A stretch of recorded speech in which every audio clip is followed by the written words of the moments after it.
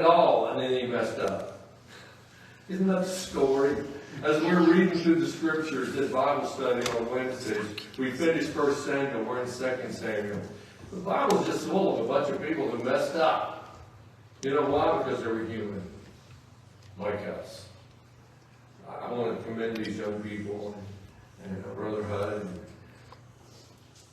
all the cast and the people that have made these things possible. In 1978, I saw one of your dramas when I was in Roanoke as youth pastor, entitled Wants to Die. Similar story about a plane crash. But let me just read you out of the Amplified Bible what Solomon said. The man who had it all. Because this week I was in a store, and the lady who was helping me at O'Reilly's, surprisingly I bought the wrong part. It's hard to imagine. And I took it back and I said something to her about having a good day. She said, I will have a good day when I'm rich. And I said, well, ma'am, you better learn to have a good day before then, because most of us aren't going to die rich. He said, I said to myself, come now, I will test you with pleasure and gratification. So enjoy yourself and have a good time. So it's like the Rip character. Somehow I think that kid wasn't acting. Somehow I think y'all stereotype that one. He's a sweet boy. But behold, this too is vanity, futility. I said of laughter. Laughter is madness and pleasure. What does it accomplish? I explored with my mind how to gratify myself with wine, at the same time having my mind remain steady and guide me, how to take control of foolishness, so I could see what was good for the sons of men. I made great works. I built houses. I planted vineyards. I made gardens and orchards. I planted them all kinds of trees. I made pools of water, which to water the forest, and I bought male and female slaves. I had slaves born in my house. I possessed herds, on and on. Really, it's just a different version of each of us. We all have acquired something that we're proud of. I collected silver and gold, the treasure. I provided male singers and female singers, and the delights and the pleasures. And I became great and excelled more than all who preceded me. My wisdom remained with me. Whatever my eyes looked at, I did not refuse. I did not withhold from my heart any pleasure. For my heart was pleased because of all my labor. This was my reward for all my labor. And then I considered all that I'd done and labored to do. All was vanity. He said, it meant nothing.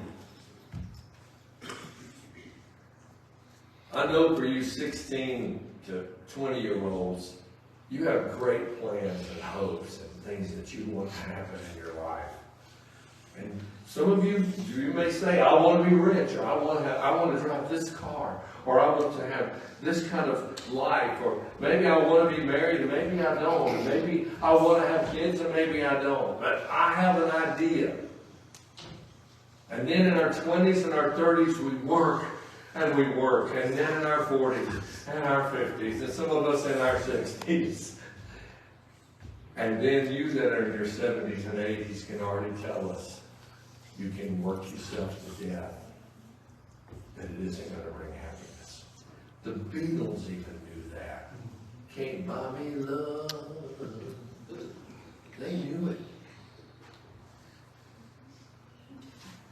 Solomon said, when I turned to consider wisdom and folly, nothing except what has already been done. Then I saw that wisdom brings sorrow and the pleasures of folly. The wise man's eyes are in his head, the fool walks in darkness. Then I said to myself, as it happens to the fool, so death will also happen to me. What is useless it is for me to be extremely wise? It's all vanity. And as we looked at the life of the businessman, and then the young lady, and the wonderful testimony of the boy who just had been saved for a month, or the girl that had come to Christ but really didn't quite understand it. But unfortunately, so many of us are in that place of, but I'm good. I've done. I've given. I went to church. I was a teacher. I gave my money. I served. I even served on the social committee of all things, you know.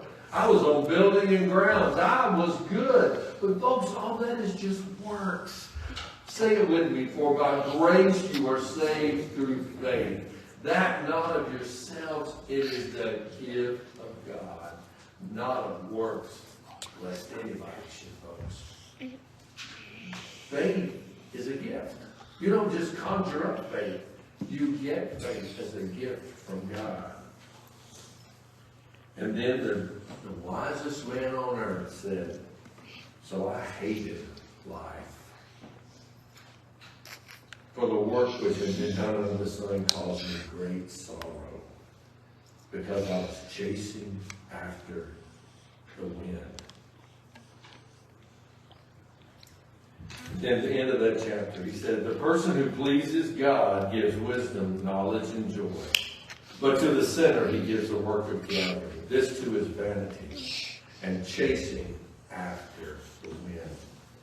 I just want to ask you, are you chasing after the wind? What are you chasing after? Man, I know what most of you do all week long. This is a hard-working bunch of people. Greensville County is not full of rich folks just sitting around having their cocktails and watching people just go by. And no, this is a working county. And now in our particular economy, you think, retirement?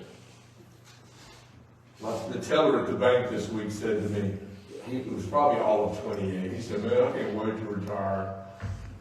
As if I looked retired, you know. Oh, I'm bringing a paycheck. I did a job this week, you know. He looked at me like, hey, Grandpa, can't wait to retire. I'll tell you something. The greatest life is the life of service. Becky, can you go to that next one? Read it with me. This has sort of been my thing for 3 weeks. See everyone reachable, valuable, eternal. Everyone.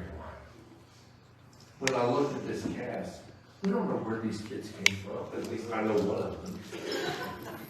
Sent your mom and dad a message today. They doing good. But what God has done to bring this cast together from all over the country to a place called Lynchburg, Virginia. I remember in 1971, I went and visited, then it was called Lynchburg Baptist College, and I thought, I'm not going to that podunk school.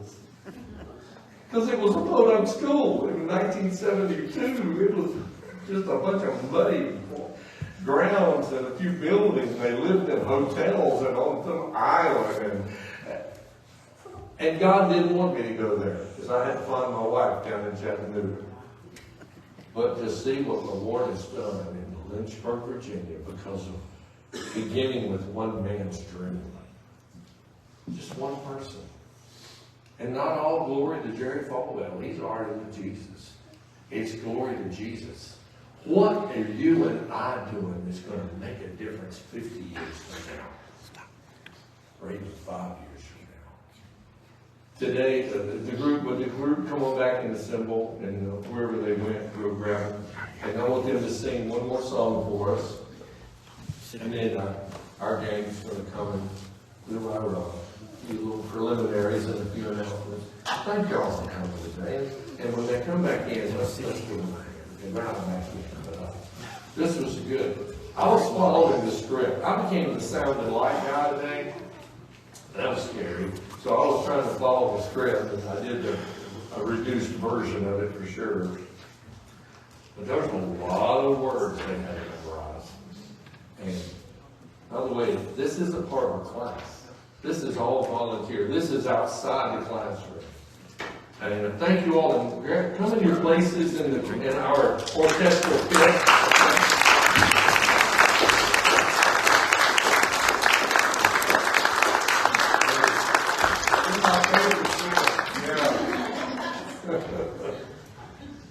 We got to go eat supper with these folks last night down at the lake.